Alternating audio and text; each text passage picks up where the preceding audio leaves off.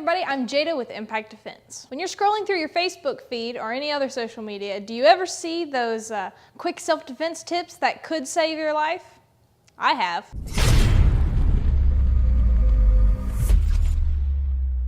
I want to make a distinction between two types of videos.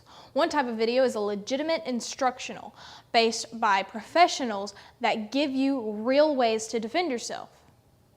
The second is a quick tips video that makes everything look entirely too easy and could potentially do you more harm than good. Today I'm going to break down a quick tips video and show you guys what works and what doesn't. I'm not going to name any names so that you don't know whose video it is that I'm addressing, but I will break down each of the techniques. The first situation that the video we watched today addresses is from the rear bear hug. So that means my back is turned, he grabs me over the arms just like this.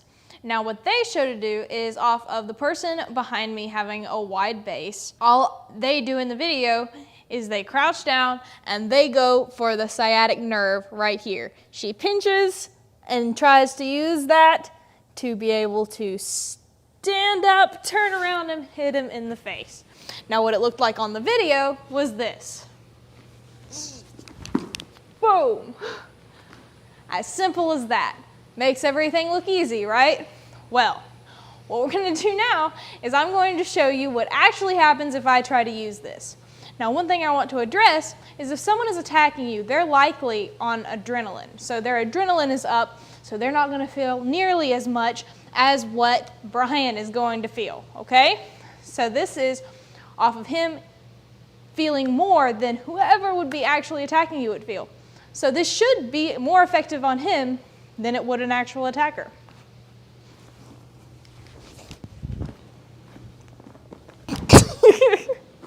How'd that work out for you? It didn't work out great for me. All right, so even though she hit the spot, it caused discomfort, but it's definitely not enough for me to let go of her and not enough to me to give her enough room to get away. In this quick tips video, they didn't even show where the sciatic nerve really was. They showed her putting their hand there, and that's where it was on that guy, but it always varies, and it is not a reliable thing to do in a real situation, nor would you be likely to have that kind of presence of mind to say, okay, well, here's this, push. It's not going to do anything. I'm going to show you guys an actual way to escape a rear bear hug. Now, a lot of people might think that the arms in, so their arms are over my arms, would be a more dangerous situation than my arms being free. It's really not the case, because this way he doesn't even have control of my hips. If I really want to, I can keep him from picking me up. The way to escape this is simple. Use your knees to drop your weight. That's the first step. And you're going to lift your arms as you do this. This gives you some extra force as you're going up and breaks it free to where I have space to get out.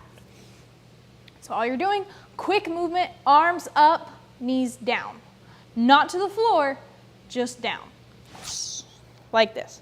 From here, I can use my shoulder to shrug him over, and then I can go into the actual legitimate move in that scenario that they used in the video. I can palm heel, or I can bring him in a knee, or I can just shove and get away. What that looks like without him, I drop and pull my arms up, shrug over, and back away. Some people raise objections to this escape because they think if I shrug his arms up, then he can just go ahead and grab my neck. So from here, if I drop my weight and shrug his arms up, they worry that he's going to reach around and choke me right there. But that can't really happen as long as I'm doing this quickly. If I try to do everything slowly, then yes. But this is full speed. Now we're going to do it one time where he's going to really try and reach around and grab my neck from this position with me going full speed, and he's going to see if he can do it. He's trained in martial arts for 20 years. If anyone's going to be able to get this, it's him. As long as I'm going full speed, he can't grab my neck. Now, any of these real escapes that we do on this video, I want you to get a partner and try it yourself.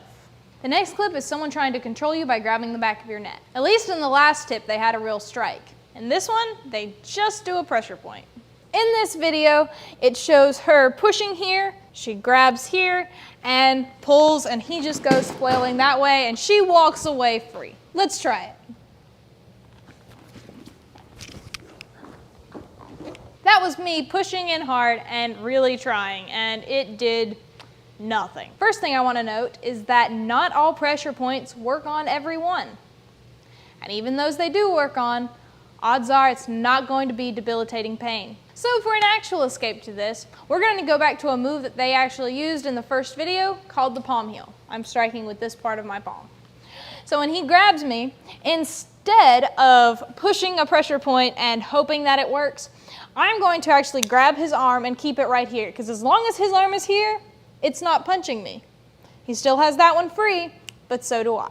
Instead of trying to push him away from me or pull him this way, I'm going to keep that arm trapped and use that to bring him into my hand with more force. So when I come in, I'm aiming at the nose or at the chin or at the mouth, anywhere below here.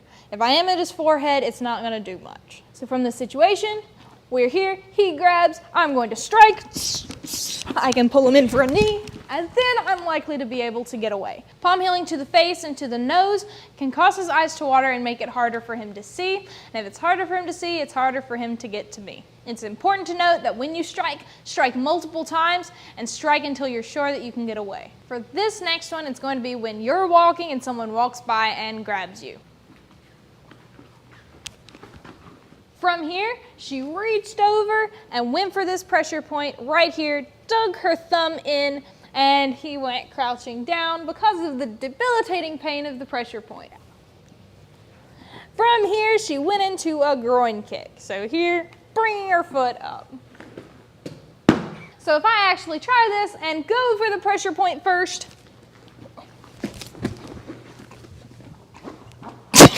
that opened way for a great opportunity for him to take me away. Honestly, that one probably hurt the most of any of them so far, but really it was just enough just to irritate me. I mean, you know, if I'm not already mad enough, I would be after that. She did do one good thing in this video, and that was the groin kick. Although I will address a misconception about the groin kick. It's not a completely debilitating strike. Someone on adrenaline can still keep going through it. Not only that, as guys, we are programmed to protect that area at all costs. So most guys know how to protect their groins. If I go for the groin kick from here, all I managed to do was hit his shin, and that hurts my shin as well. Let's try something that really works. He turns and grabs me here. I am in a great opportunity to throw a strike to the head, and then all I have to do is make a circle. Even if he's stronger than me, I can still get away. And if it doesn't work the first time, go the other way. If you don't like the idea of punching to the face, you can always palm heel. The next situation they address is the one-handed choke. In this clip, it shows her turning. When he grabs here for the choke from the front, she reaches in and goes for the eyes. Now, while this does work if you can get your hands to the eyes, there are two problems with this that I'm going to point out. The first is this. If he's choking me and I'm trying to go for this, his hand is still here and I'm still choking. So even if I'm coming in here, I'm still getting choked. The second problem is this. Most of the time, if someone is going to be choking you, they're not going to have their arm as limp as a noodle. So my problem is, his arms are much longer than mine. He can reach me, I cannot reach him. So even if I try to get to his eyes, odds are I'm not going to make it. All I've succeeded in is feeling stupid and getting choked. Now I'm going to show you a great aspect of the one-handed choke for you. If he's choking me, he only has one hand here. All I simply have to do to be out of this, I have a small neck and he has large hands. He can fit his hand most of the way around my neck when it goes. Go ahead. he's going to have a better chance of being able to hold it than the majority of situations. And I still only had to step back and I was out of it. Even though I can just step out, in a real situation, if he's grabbing me, I really want to take my hand and grab and pull away because he can follow me. So if I just step back, he can move with me. So one hand, you can do this, grab and pull away, and then you're in a good position to grab, pull, punch, palm heel, leg kick, knee, any of those things you want to do, or I can collapse into an elbow, boom, just right there.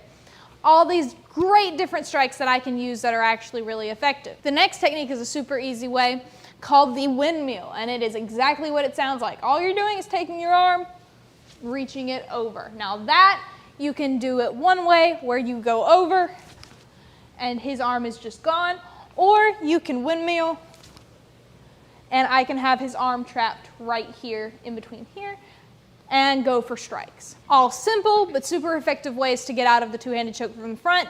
You still need to make sure that if you want to be able to use this, get someone willing to put you in the position where their hand is on your throat and you can practice these techniques. The next situation they address is just someone trying to grab your wrist. He grabs my wrist here the way they showed it in the video. I reach, I try to hit this pressure point in between the thumb and index finger. So just right here. I push down, and for the video, they push down, the guy's in pain, so he lets go, and then she went for a shin kick. Magically, he falls. Let's show how this actually works. I reach over, I try to push here. I'm starting to see a pattern with these techniques. Again, it's one of those things that doesn't feel great, but I mean, like, that's the worst that's gonna happen. Like, from my end, I'm gonna go, ow. And it's like I'm not gonna think to do something else. So that didn't work. How do you escape from this? He grabs my wrist here. Remember that circle out I was showing you and how it works for different grabs? Well, I'm out. I can circle, and if it doesn't work the first time, watch this. I can circle the other direction, and it still works. Even if he grabs and he locks down to where I can't get the circle, I can't get my hand in a wrist, I can do an assisted circle where I grab here and use that to help me make the circle, or I can grab ball my fist up, grab here, take a step back, and act kind of like I'm swinging a baseball bat this way.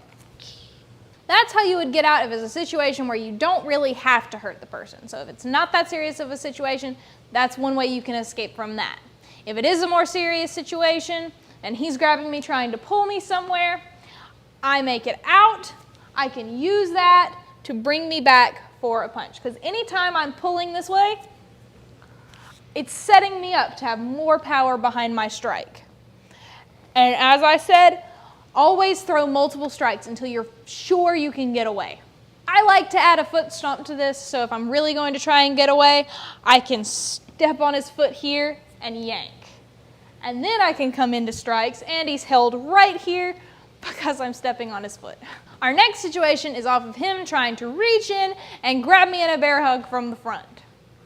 So here, what they showed was reaching behind and pushing on these pressure points here. Even though pushing there is not the most comfortable thing for him, he can still work through it. Another problem is with my thumbs being here, all he really has to do is move his head forward.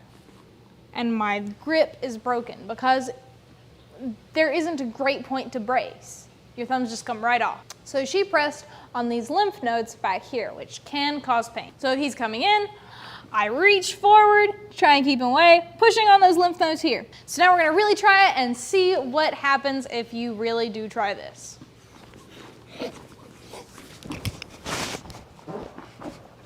So there again, we have another pressure point that does not work. The way you would actually escape this is a little bit different.